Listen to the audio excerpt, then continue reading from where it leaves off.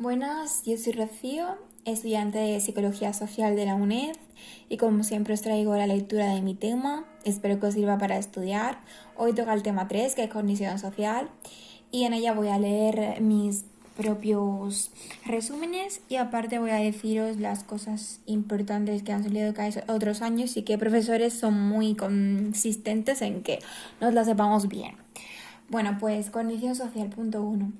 Una corriente es una corriente o perspectiva dentro de la psicología social. Se basa en el supuesto de que la conducta social está mediada cognitivamente. Es un conjunto de procesos psicológicos que nos permiten pensar acerca de nosotros mismos, de los demás y de dar sentido a toda esa información. El punto 2, cognición social y no social. La cognición social aplica los métodos y teorías de la psicología cognitiva a la social. Analiza los procesos cognitivos, atención, percepción, memoria, etc., aplicándolos a personas en vez de objetos. Para Fiske y Taylor, las personas y los objetos son diferentes. Las personas influyen en su entorno de forma intencionada. Todo esto es súper importante. Para Fiske y Taylor, las personas y los objetos son diferentes. Todos estos puntos son importantes de examen. Las personas influyen en su entorno de forma intencionada. Las personas son percibidas y perceptoras. Las personas se parecen más entre sí que a cualquier objeto. Las personas pueden cambiar cuando son objeto de cognición y es más difícil comprobar la precisión de la cognición sobre otras personas si son como creemos que son. Para estudiar la cognición social es necesario simplificar la realidad. Bien, nuestro cerebro es social por defecto. La actividad por defecto de nuestro cerebro podría ser la cognición social. La cognición es socialmente compartida entre los miembros de un grupo. Bien, el punto 3. El estudio de la cognición social en psicología social. La influencia es siempre a través de la cognición social. A diferencia de la psicología conductista, estudia lo que ocurre en la mente, lo cual no interesó a los conductistas por considerarlo poco científico. En los años 70 surgen dos modelos de ser humano pensante. Científicos ingenuos, que son seres racionales con un enfoque cuasi científico y sacando conclusiones lo más lógicas posibles, Heider, e indigente cognitivo. Las personas en su vida diaria no siguen unos métodos tan sistemáticos. Dada nuestra limitada capacidad, buscamos atajos para simplificar.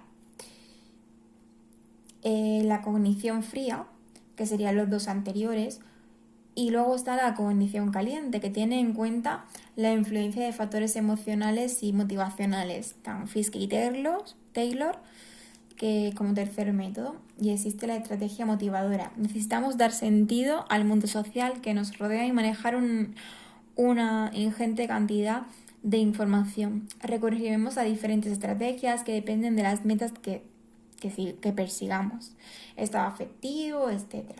Nuestro sistema cognitivo es flexible. 4.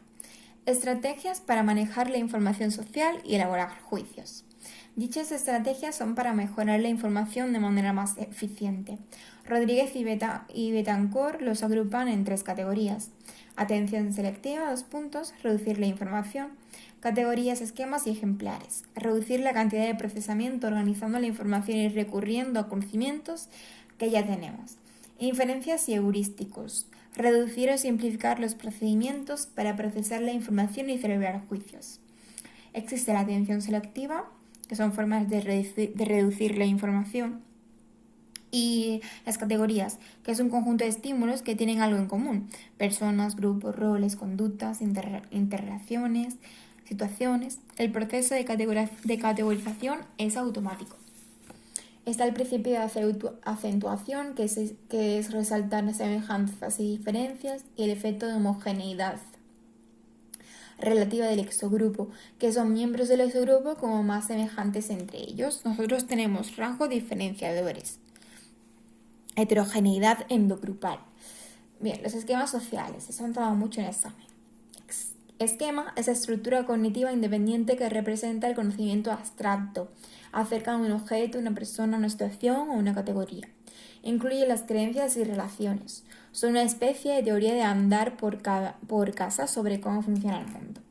Los esquemas sociales es un conocimiento global. Los principales son esquema de personas, de roles, de situaciones y del yo. Esquema de personas. ¿Cómo son esas personas y cómo se comportan? Conocimiento global y abstracto de un individuo, tipo de individuo o grupo. Esquema de roles, colectivistas. Esquema de roles o individualistas, personas. Información sobre cómo son y cómo se comportan las personas que hacen un determinado rol.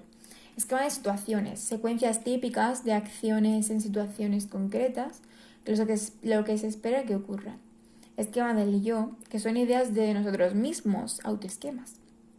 Los esquemas se adquieren a través de los demás, por socialización o por la propia experiencia. Se activan espontáneamente, funcionan automáticamente y a nivel preconsciente, nos hacen creer lo que percibimos y recordamos.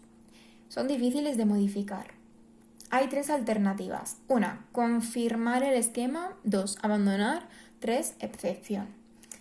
Profecías autocomplícitas, que es el efecto Pigmalión, es una guía de nuestra interacción con los demás, que refleja las consecuencias. Los esquemas, en lo general, se activa al completo y los ejemplares al concreto van por partes. O sea, primero van concreto y luego por partes, ¿sabes? Los ejemplares, conocimiento previo sobre el mundo, almacenado como ejemplares, como estímulos o experiencias concretas. A las personas, gesto de esta y elementos concretos de una situación que se almacenan de una situación. Los conocimientos, o sea, los ejemplares, es importante que saberlo. Se almacenan los ejemplares más representativos de cada categoría. Aportan mucha flexibilidad, representan variabilidad dentro de una categoría. Como he dicho, los esquemas van de lo general al completo y los ejemplares de lo concreto va por partes. El proceso de indiferencia y el empleo de heurísticos. Inferencias. Hacer juicios y tomar decisiones. Es fundamental que en la cognición social esto, ¿vale? Existen 2 perspectivas, importante examen, Fiske y Taylor. La inferencia correcta, que son pasos que deben seguirse y cómo las personas hacen realmente las inferencias. Y hay 3 fases. 1. Reunir información. 2. Seleccionar datos, que sea una información representativa, no sesgada. Y 3. Integrar los datos seleccionados y combinarlos para hacer un juicio. Bien, los heurísticos. Importante examen. Cogen atajos mentales que utilizamos para simplificar la solución de problemas cognitivos complejos, transformándolos en operaciones más sencillas. Los de representatividad, inferencia sobre la probabilidad de que un estímulo permanezca a una determinada categoría, falacia de conjunción. De accesibilidad, un falso consenso, una facilidad o rapidez con la que vienen a nuestra mente, ejemplos específicos. Errores de muestreo, correlación ilusoria, sesgo de positividad, por ejemplo, estereotipos.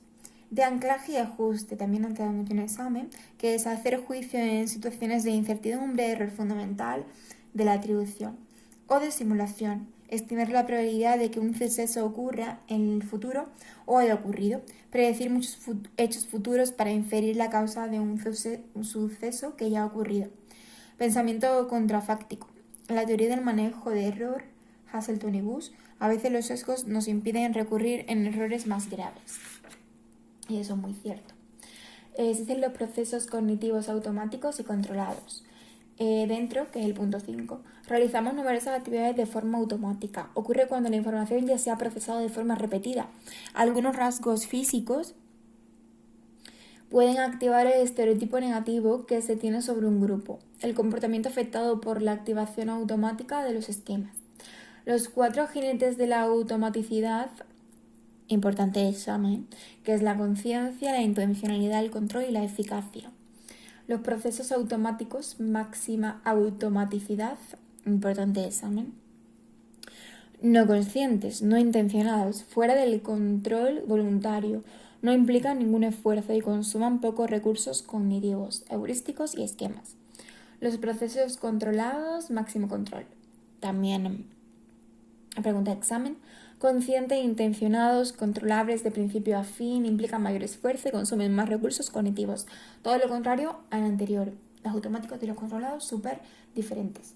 Están los procesos preconscientes que tienen lugar totalmente fuera de la conciencia, pero afectan a la elaboración de juicios y a la conducta.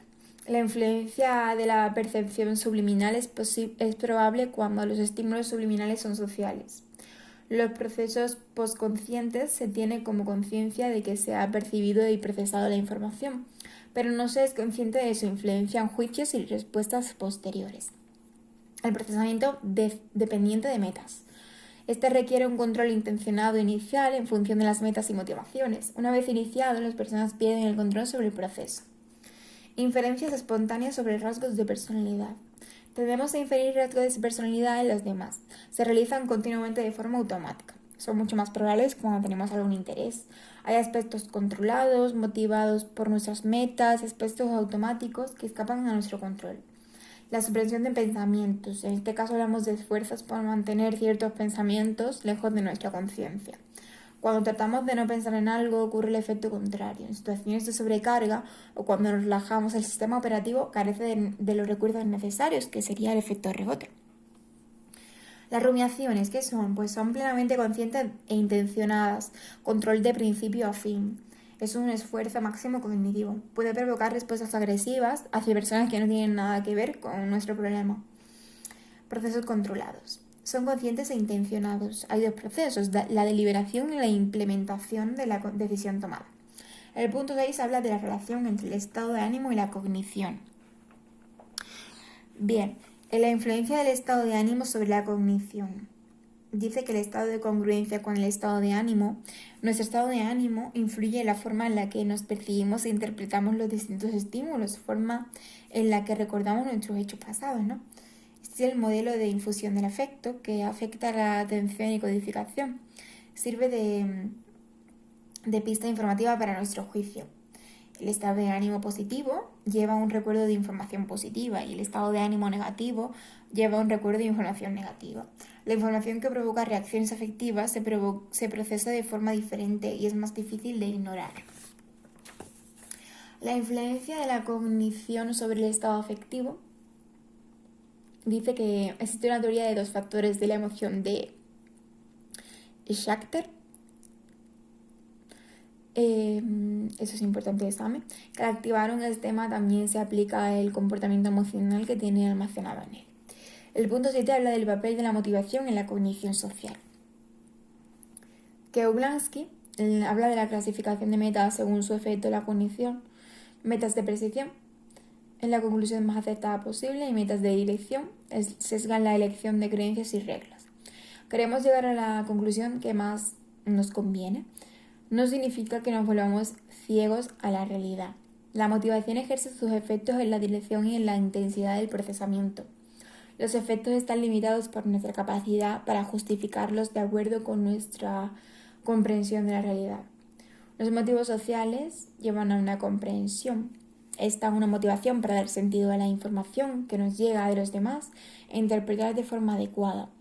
El control es la motivación para sentirnos competentes y que exista relación entre nuestros objetivos, nuestra conducta con los resultados obtenidos.